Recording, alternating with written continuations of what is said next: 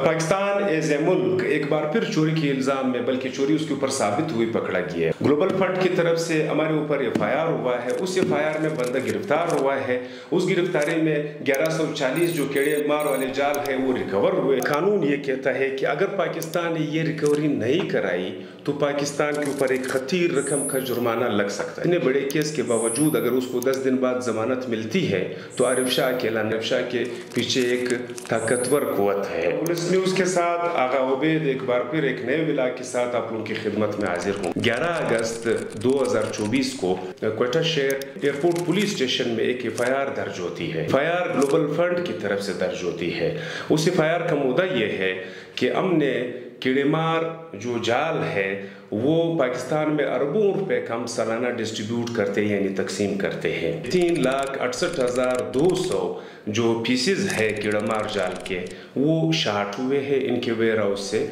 Asad ware house बलेली के नाम से है। आरिफ शाह को जब अरेस्ट किया गया उसी दिन, तो उसके बाद उसकी निशानदेही पर उससे मुतसिल एक गोदाम में जब छापा मारा, उससे 1140 जो कीड़े मार वाली जाल है यानी मच्छरदानी आप उसको कह सकते हैं, वो रिकवर हुए, बरामद हुए।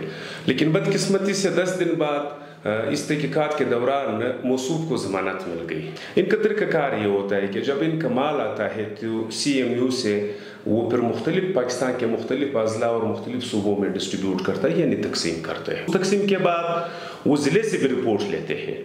3-4 दिन से बलूचिस्तान के मुख्तलिफ अज़ला से शिकायतें थी कि हमारे पास ये जो कीड़ेमार जाल है ये नहीं पहुँचते। जब CMU ने मुतलका गोदाम के इंचार्ज से रब्ता किया तो उसको फ़ोन अटेंड नहीं कर रहा था, उसको ईमेल भी किया गया। 4-5 दिन बाद जब हुआ है तो गोदाम में एक चौकीदार मौजूद था। चौकीदार से जब उन्होंने पूछा, उसने कहा कि आरिफ शाह साहब जो है वो पिछले 4-5 दिन से गैर हाजिर है। तो उन्होंने कहा कि माल हर रात को मुख्तलिफ जगहों पे उसके कहने के मुताबिक ट्रक जो है लोड किए जाते हैं और यहाँ से चले जाते हैं। आरिफ शाह के ऊपर इल्ज़ाम ये है कि 3,68,200 जो कीड़े मार वाले जाल है वो उसने गायब किए।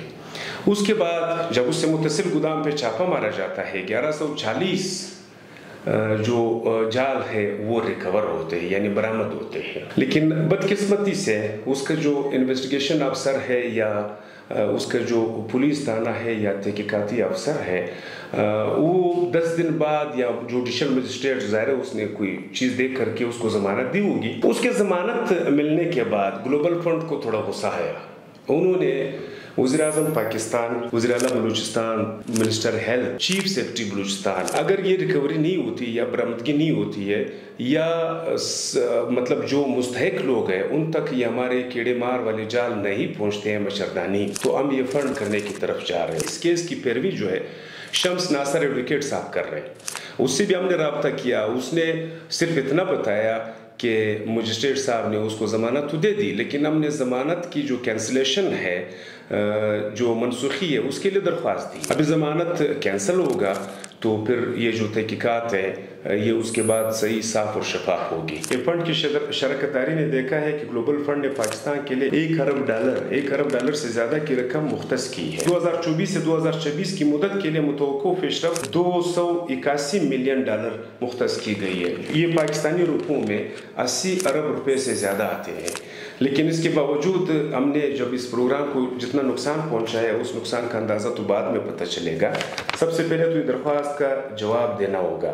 लेकिन इस प्रोग्राम से वाबस्ता हज़ारों की तादाद में मुलाजमीन जो है वो बेरोज़गार हो सकते हैं, क्योंकि उन्होंने अपनी इस दरख्वास्त में क्लियर और वाज़ेह लिखा है कि अगर इसकी साफ और शफाफ तहकीकात और इसकी रिकवरी नहीं हुई तो हम ये फ़ंड बंद करेंगे। कानून ये कहता है कि अगर पाकिस्तान ने ये रिकवरी नहीं कराई तो पाकिस्तान के ऊपर एक खतीर रकम का जुर्माना लग सकता है। आप मुझे बताएं कि ये खतीर रकम किससे निकलेगा? ये खतीर रकम तो एक आम बंदे से निकलेगा। जो खवास है, ज़ाहिर है जो आरिफ शाह है उसने तो अपने कंधों पे ये काम नहीं किया होगा, उसके साथ तो कुछ लोग होंगे।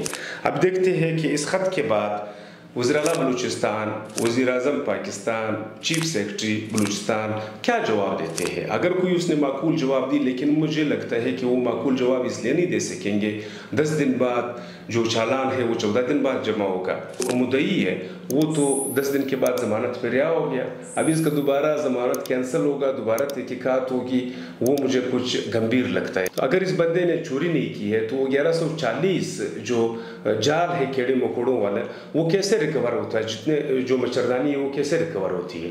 اگر وہ بھی ریکور اس سے متصل پلاٹ میں ہوتی ہے اور یہ بندہ پہلے حاضر نہیں تھا، جب حاضر ہوا پھر اس کو ضمانت مل گیا، اب ریکوری آپ کس سے کرو گے؟ لیکن ہمارے اطلاعات کے مطابق جو ہمارے یہ جال ہے اس مارکیٹ میں پیسوں پہ بکتے ہیں، اور ایران یہ چوری والا سامان جو ہے ایران ایکسپورٹ ہوتا ہے، لیکن پاکستان میں 7,30,000 افراد جو ہے صرف اور صرف ملیریا سے متاثر ہے۔